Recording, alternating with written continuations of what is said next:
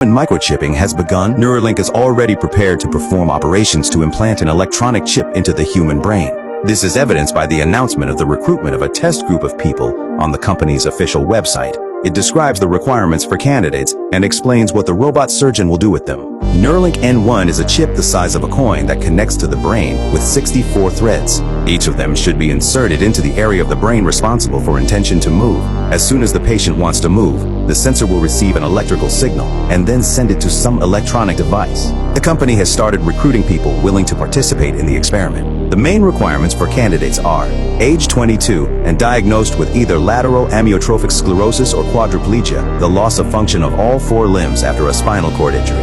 It is expected that paralyzed patients will be able to control external devices, such as a mouse cursor or keyboard, using their thoughts. The research is also aimed at assessing the safety of the chip itself and the surgical robot R1. It is the one that will implant the electrode threads into the corresponding areas of the brain. The experiment will last approximately 6 years, and participants will need to be monitored by the company's team of experts in the clinic and at home, including 2 weekly hourly sessions. Neuralink also announced that they will compensate patients for the expenses related to the operation and subsequent observation.